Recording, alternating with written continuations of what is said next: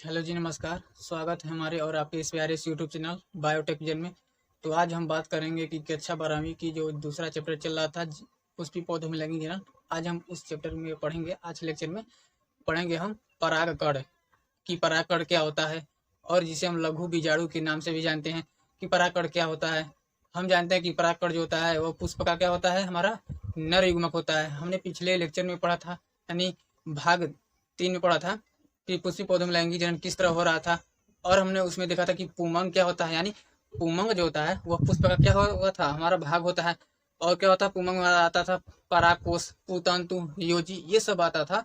आज हम पढ़ेंगे कि परागकोश में जो परागकण होता है वो क्या होता है, परागकण किस तरह दिखता है, कितना बड़ा होता है, क्या इंपोर्टेंट है परागकण का, परागकण न बने तो क्या होगा। हम आज इसके बारे में बात करेंगे। ठीक है, तो आज हम देखेंगे परागकण के बारे में। ठीक है, तो हमारा जो चैप्टर चल रहा था पुष्पी पौधों में लैंगिक जनन। ठीक है, पुष्पी पुष्पी पौधों में पुष्पी पौधों में लैंगिक जनन। ठीक है, पुष्पी पौधों में लैंगिक जनन। ठीक है, पुष्पी पौधों में लैंगिक जनन जो आज हमारा भाग है वो हमारा भाग है 4, यानी लेक्चर नंबर 4 है आज। ठीक है, अध्याय जो हमारा था वो कक्षा 12वीं की आज हमारा दूसरा है। ठीक है, अध्याय 2। ठीक है, अध्याय 2 है। आज हम इस चैप्टर में पढ़ेंगे परागकण या लघु बीजाणु। ठीक है, पोलन ग्रेन या माइक्रोस्पोर। ठीक है, आज का जो हमारा टॉपिक है वो हम पढ़ेंगे क्या, परागकण क्या होता है, परागकण या लघु बीजाणु। ठीक है, परागकण या लघु बीजाणु की, हाँ, परागकण या लघु बीजाणु। परागकण या लघु बीजाणु क्या होता है, हमने बताया कि पुष्प का क्या होता है, यह नर युग्मक होता है, यानी पुष्प का यही इंपोर्टेंट है। परागकण की वजह से ही एक नया पुष्प बनता है, एक नया बीज बनता है, भ्रूणपोष बनता है, भ्रूणपोष बनता है। ठीक है, यानी परागकण जो हमारा नर युग्मक है। और हम बोलेंगे कि परागकण यह नर युग्मक की या नर युग्मक उद्भिद, हम बताया था नर युग्मक उद्भिद क्या होता है।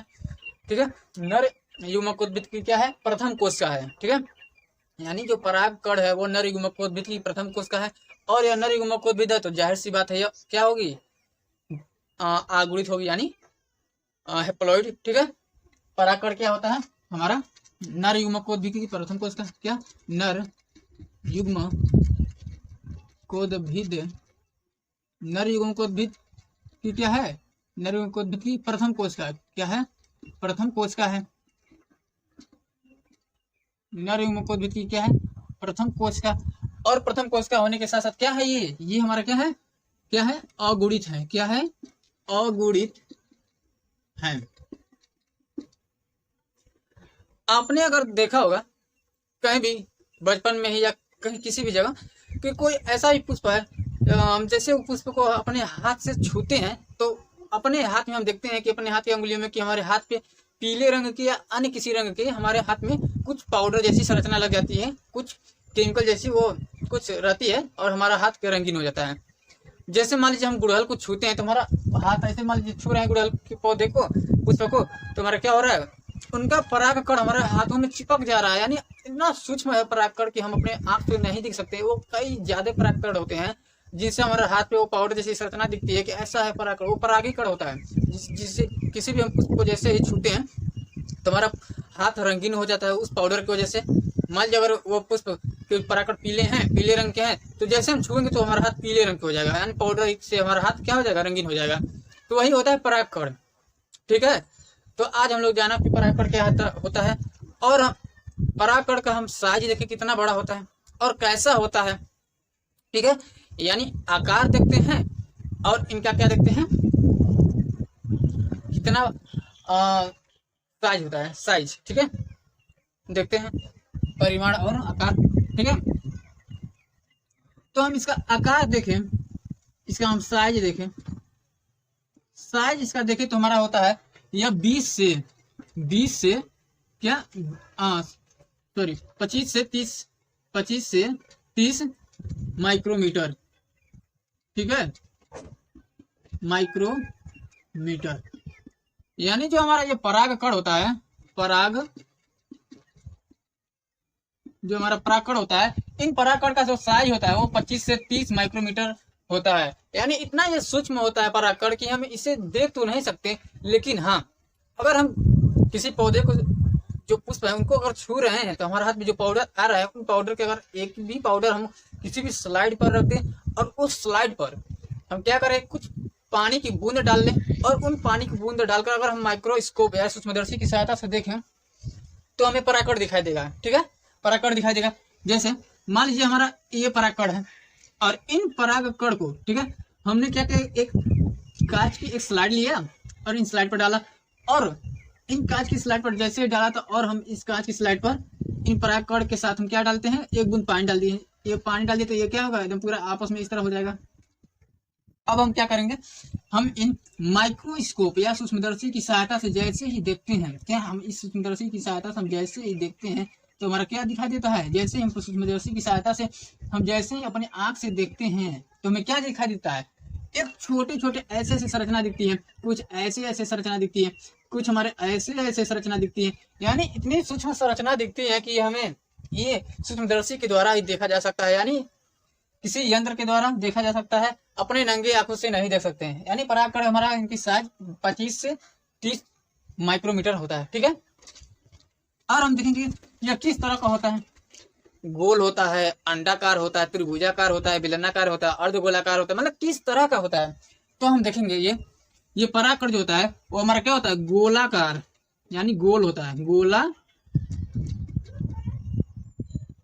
गोलाकार और अंडाकार होता है, अंडाकार। यानी परागकण जो होता है ये इस तरह से हो सकता है, गोल हो सकता है, या हमारा हल्का सा इस तरह हो सकता है।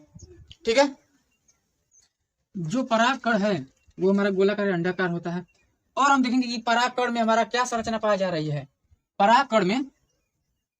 परागकण के हम भीति की बात करें, यानी परागकण है तो उन परागकण में दो भीतियां पाई जाती है, दो लेयर पाई जाती हैं। उन लेयर का जो पहला लेयर होता है जिसे हम बोलते हैं क्या, बाह्य लेयर, या हम बाह्य स्तर बोल सकते हैं, और बाह्य स्तर का जो नाम है वो बोलते हैं बाह्य चोल। ठीक है, ये मान लीजिए ये परागकण है, मान लीजिए ये परागकण है। ठीक है, ठीक है,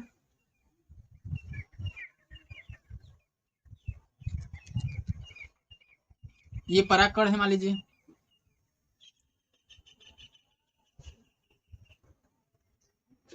ठीक है, ये परागकण है, और ये परागकण की जो बाह्य स्तर है इसे बोलते हैं क्या, बाह्य चोल, क्या, बाह्य चोल। और यह बाह्य चोल यानी इक्जाइन, ये एग्जाम में ऐसे भी पूछ सकता है इक्जाइन, तो आप कंफ्यूज मत होइएगा, क्योंकि ये परागकण का बाह्य चोल यानी बाह्य स्तर होता है, बाह्य स्तर या एक्सटर्नल लेयर ऑफ परागकण ऑफ पॉलिन ग्रैंड। ठीक है, ये हमारा होता है। और ये देखेंगे कि बाह्य स्तर, बाह्य चोल यानी बाह्य स्तर जो बाह्य चोल से मिलकर बना होता है, ये बाह्य चोल किससे बना होता है, ये जाहिर सी बात है, ये प्रश्न उठता है कि बाह्य चोल किससे बना है। तो जो हमारा ये बाह्य चोल है, ये हमारा बाह्य चोल है वो बनाता है स्पोरोपोलेनिन का, स्पोरोपोलेनिन का, स्पोरोपोलेनिन का क्या होता है, हमारा बना होता है। और यह वसी पदार्थ होता है, यह वसी पदार्थ होता है। इन पर किसी भी ताप, अम्ल, क्षार आदि का प्रभाव नहीं पड़ता, यानी किसी भी गर्मी, ठंडी, बरसात, जिसका टेम्परेचर ज्यादा हो, कहीं भी इसे रख दी परागकण को, ये कभी नष्ट होता ही नहीं है, ना ही इनका जैविक अवघटन होता है। ठीक है, यही कारण है कि ये उच्च तापमान को सह सकने में क्या है, सक्षम है। कौन, बाह्य चोल। किससे मिलकर बने हैं, वसी स्पोरोपोलेनिन पदार्थ है, ये वसी पदार्थ होते हैं। कैसे होते हैं, ये वसी पदार्थ होते हैं। ये जो हमारा स्पोरोपोलेनिन है ये वसी पदार्थ होता है, जिन पर किसी भी ताप, अम्ल और क्षार का प्रभाव नहीं पड़ता। ठीक है, और जो इनका अंतः स्तर होता है, बाह्य स्तर तो हो गया जिसे बोलते हैं बाह्य चोल। अब इनका अंतः स्तर यानी अंतः स्तर, ठीक है, अंतः स्तर किससे मिलकर बना है, अंतः स्तर को हम बोलते हैं इसमें अंतः चोल, यानी इन टाइन इंटाइन बोलते हैं। और ये इंटाइन किससे मिलकर बना है? जो इंटाइन है, क्या है, जो इंटाइन है वो हमारा बना है पेक्टोसेलुलोज का, पेक्टोसेलुलोज का, यानी जो अंतःचोल है वो हमारा पेक्टोसेलुलोज का बना होता है।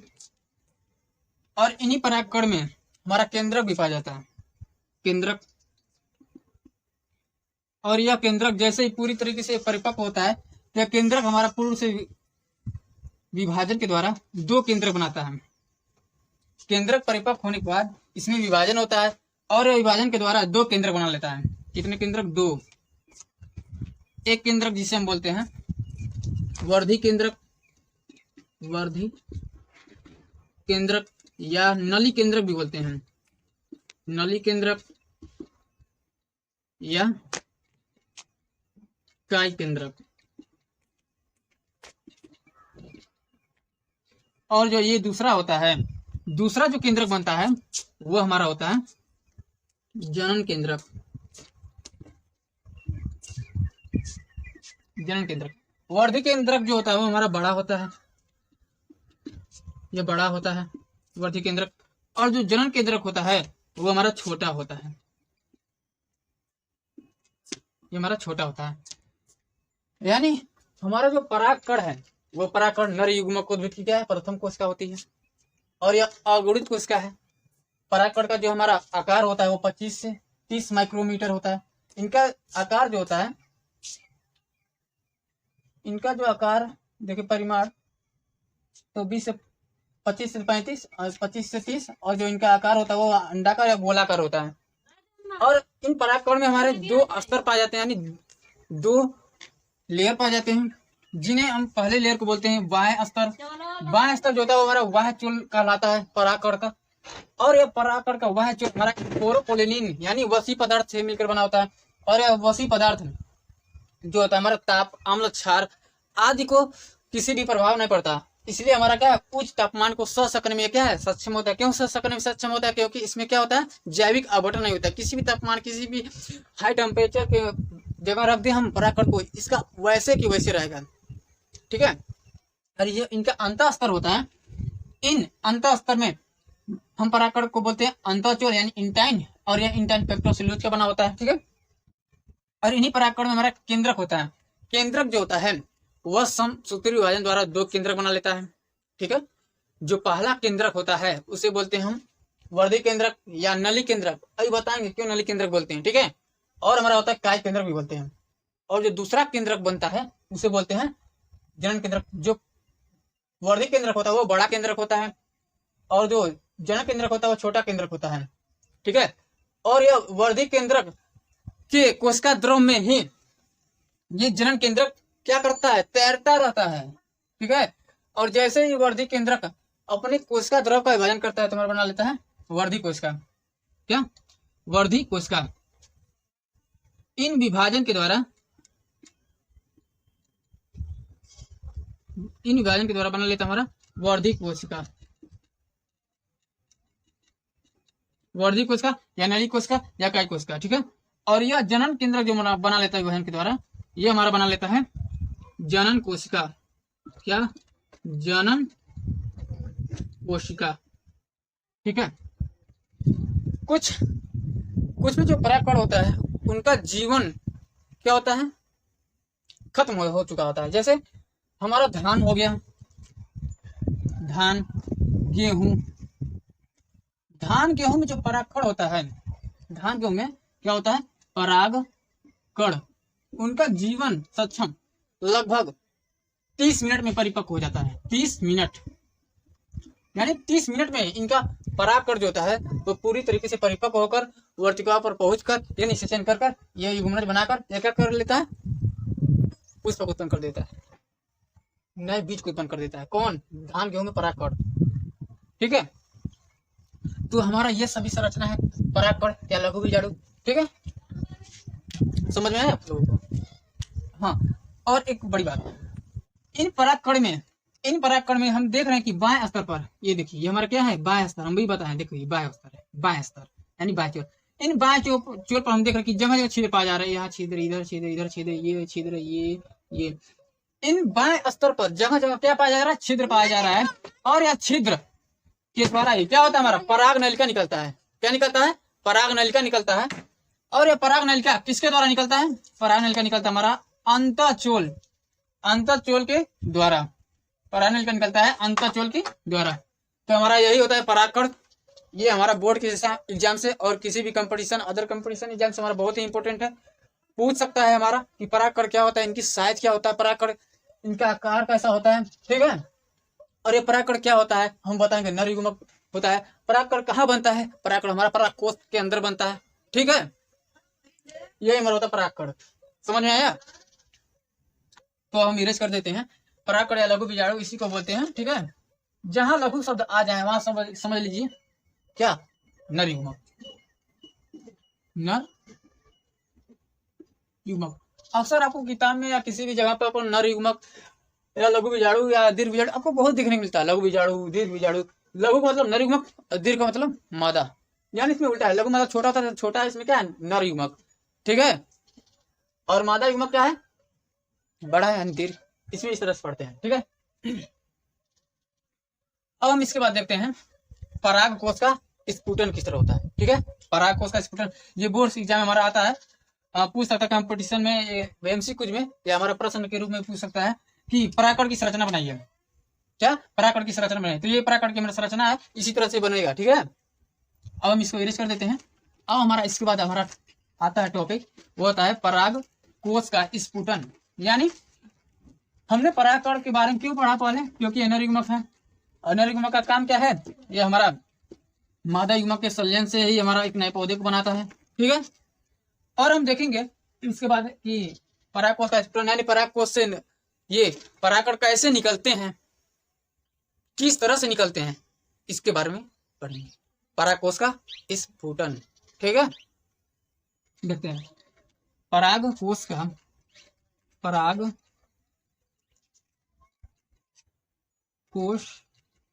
का क्या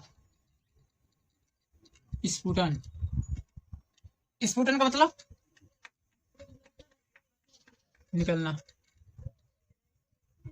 स्फुटन का मतलब फटना, फटना बोल सकते हैं। मान लीजिए कोई परागकण है, ये परागकण है, इनको हम काटे हैं तो ऐसी संरचना दिखी, ऐसी संरचना दिखी, और इन परागकण से स्टोमियम वाला स्थान से क्या हुआ, हमारा स्टोमियम वाला स्थान से परागकोश फटा और हमारे ये नर युग्मक परागकण निकल गए। यही होता है परागकोश का स्फुटन। यानी परागकोश से परागकण किस तरह से निकल रहे हैं, ठीक है, इनके बारे में पढ़ेंगे। परागकोश का स्फुटन यानी परागकोश का फटना, क्लियर है। देखते हैं, हम देखेंगे कि परागकोश में क्या, परागकोश में मुख्य रूप से हमारे कितने स्तर पाए जाते हैं,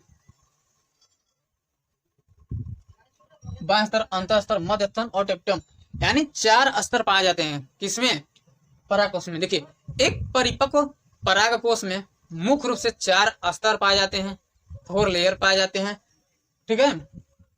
और ये 4 स्तर, बाह्य स्तर, मध्य स्तर, ठीक है, मध्य स्तर, बाह्य स्तर, अंतः स्तर, मध्य स्तर और टेप्टम, ये 4 स्तर पाए जाते हैं, जिनमें से हमारा मध्य स्तर और टेप्टम यह पूरी तरीके से नष्ट हो जाता है। क्या हो जाता है, नष्ट हो जाता है। और मुख्य रूप से हमारा परागकोश में सिर्फ 2 ही स्तर बचता है, बाह्य स्तर और अंतः स्तर। बाह्य स्तर जो होता है वो हमारे परागकोश के स्ट्रोमियम वाले स्थान से क्या हो जाता है, पतला हो जाता है, ठीक है। जो हमारा बाह्य स्तर होता है वो हमारा परागकोश के परागकोश के स्टोमियम वाले स्थान से पतला हो जाता है, ठीक है। और क्या करता है, पतला होने के बाद ये हमारा स्टोमियम क्या करता है, ये कुछ जल को अवशोषित कर लेता है, यानी कुछ जल को हानि करके वो सिकुड़ जाता है, जिससे हमारा बाह्य स्तर पर क्या होता है, तनाव उत्पन्न होता है। और तनाव उत्पन्न होने से क्या होता है, स्टोमियम वाला स्थान फट जाता है और हमारा परागकोश से परागकण क्या होते हैं, मुक्त होता है, बाहर निकल जाता है। यही होता है हमारा परागकोश का स्फुटन। देख लेते हैं परागकोश का स्फुटन, ठीक है।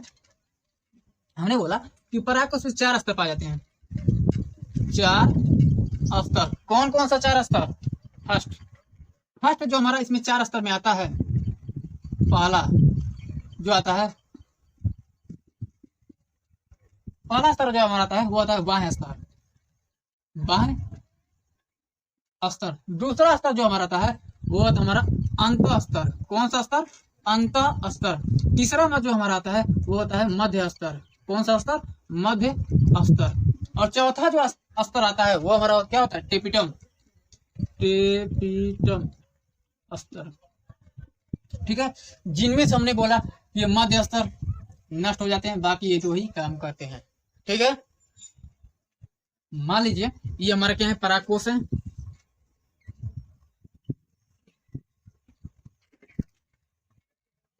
ये हमारे परागकोश है। ठीक है, मान लीजिए हम परागकोश को इधर से बीच से ही काट दें, ऐसे काट दें, और हम इन कटे हुए संरचने को हम देखें, कटे हुए संरचने को हम देखें तो हमारा किस तरह दिखाई देगा। ठीक है, देखते हैं हमारा जो पराग कोश है किस तरह दिखाई देगा। ठीक है,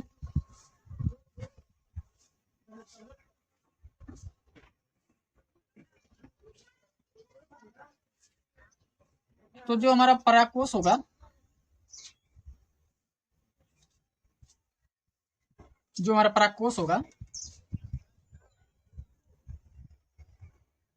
वो हमारा परागकोश इस तरह से दिखेगा। किस तरह से दिखेगा?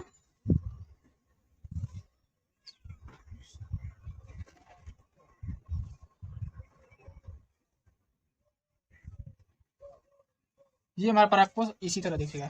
ठीक है, और हम देखेंगे इन परागकोश में ऐसे छोटी छोटी संरचना पाए जा रहे हैं, बहुत बहुत सारे संरचना पाए जा रहे हैं ऐसे ऐसे। ठीक है,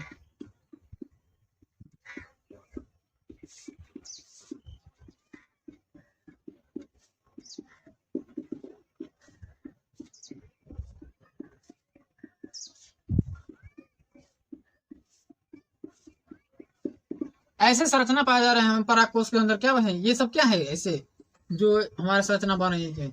ये हमारा है पराग कण है। क्या है? पराग कण है।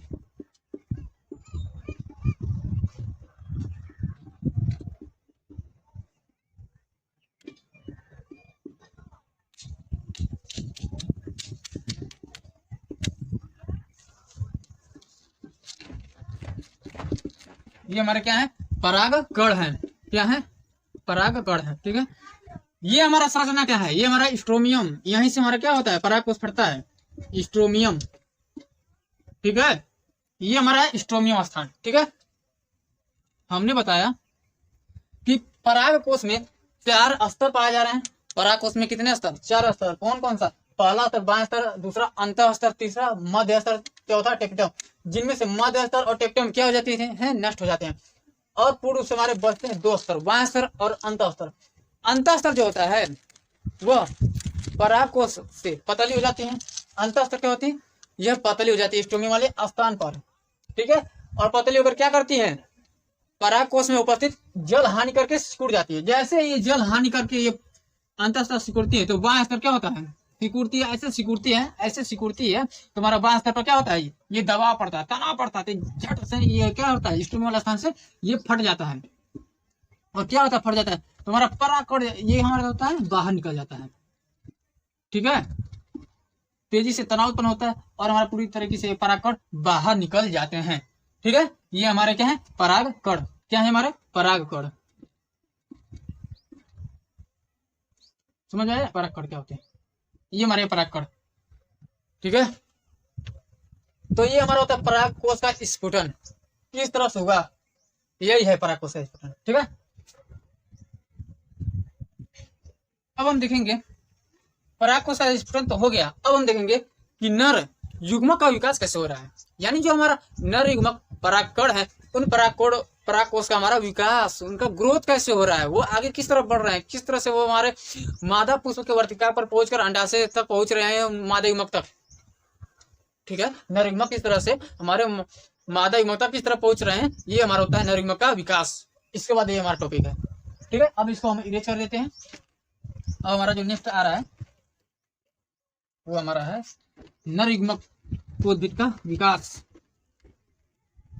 ठीक है, नर युग्मक उद्भिद का विकास। नर युग्म कोद भिद, नर युग्मकोद्भिद का विकास। ठीक है,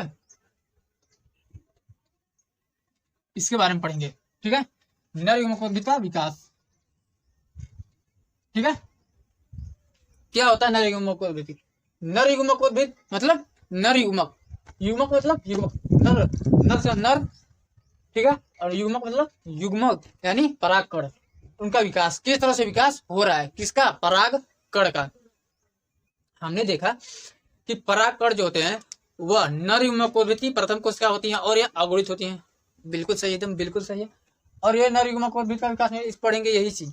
जैसे ही हमारा परागकण परिपक्व होते हैं, परिपक्व होने का मतलब जैसे ही यह परागकण परागकोश से जैसे ही मुक्त होने वाले होते हैं, वैसे ही इन परागकण का क्या होता है? परागकण का अंकुरण शुरू होने जाता है, अंकुरण शुरू होने जाता है। और शुरू जैसे ही होता है तो इनमें क्या होता है? परागकण में कुछ केंद्रक होते हैं और इन केंद्रक से क्या हो जाता है? हमारा विभाजन होता है। ठीक है, यानी ये हमारा परागकण है, परागकण है। ठीक है, ये हमारा परागकण की बाह्य स्तर है।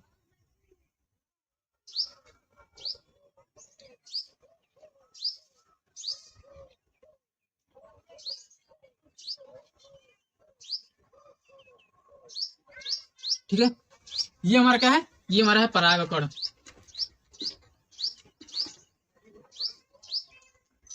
ये हमारा क्या है? ये हमारा है परागकण, ये हमारा परागकण है। ठीक है, जैसे ही परागकण परागकोश से मुक्त होने जाता है, वैसे ही हमारा परागकण में क्या होता है? परागकण में अंकुरण शुरू हो जाता है। अंकुरण यानी वो परागकण पूर्व से विकसित हो जाता है और विकसित होने पर क्या होता है? हमारा इसमें केंद्रक आ जाता है। केंद्रक परागकण में केंद्रक जो होता है जिसे बोलते थे वर्धि केंद्रक, वर्धि केंद्रक। और दूसरा जो हमारा केंद्रक होता है वो होता है हमारा क्या? जनन केंद्रक, जनन केंद्रक। ठीक है, वर्धि केंद्रक और जनन केंद्रक। वर्धि केंद्रक जो होता है वो हमारा क्या होता है? बड़ा होता है और ये हमारा छोटा होता है। जो वर्धि केंद्रक होता है वह अपनी भित्ति के द्वारा, भित्ति के द्वारा क्या बन जाता है?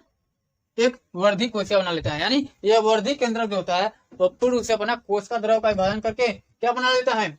वर्धि कोशिका बना लेता है। ये हमारा पूरी तरीके से कोशिका विभाजन कर लिया। ये हमारा पूरी तरीके से ये हमारा पूरा क्या हो गया? वर्धि केंद्रक से वर्धि कोशिका,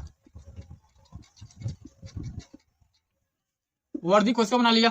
और ये जनन केंद्रक जो है क्या? ये जनन केंद्रक जो है वो हमारा इसी वर्धि केंद्रक के कोशिका द्रव में तैर रहा था और इनमें क्या हुआ?